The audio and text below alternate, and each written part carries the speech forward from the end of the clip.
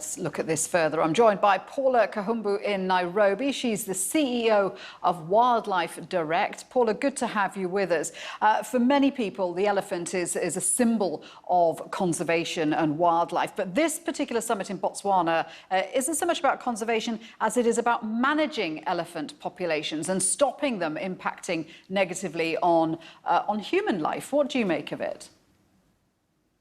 Well, a couple of things. First, yesterday, the IPBES report said that the world is facing an extinction crisis. It's really ironic that today the Southern African countries are talking about managing. And when they say managing, they're talking about killing, shooting, hunting, ripping babies from their mothers and shipping them to China to be used in zoos and circuses.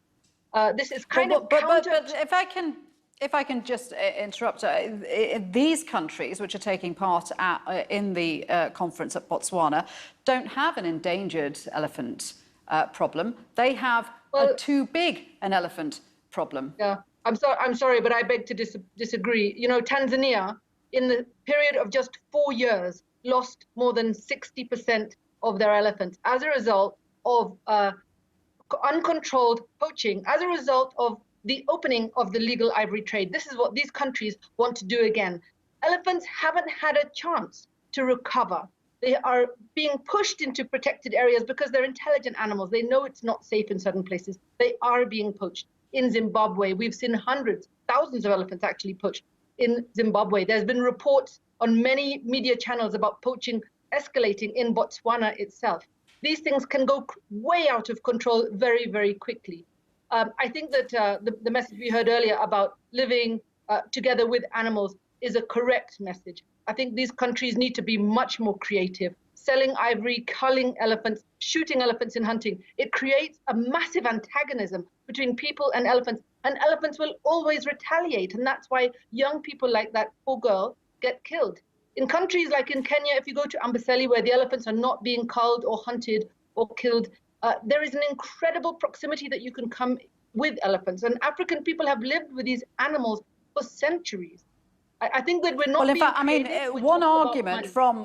one argument from Southern African leaders is that they have to deal with conservation efforts in the glare of media publicity and Western sentiments about conservation. And actually, they feel constrained in being able to do what's best for their communities, which are struggling with elephant populations, which are destroying agricultural land and destroying crops.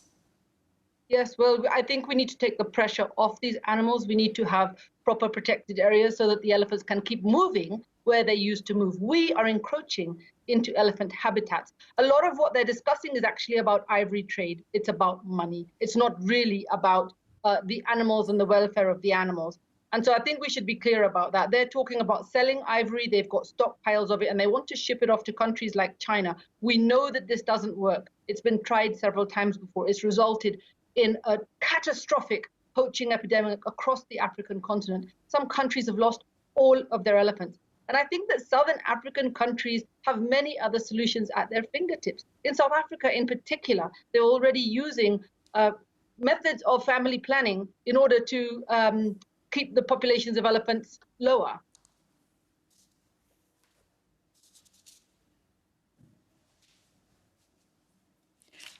Paula, thank you very much indeed for that. Dr. Paula Kahumbu speaking to us live from Nairobi there.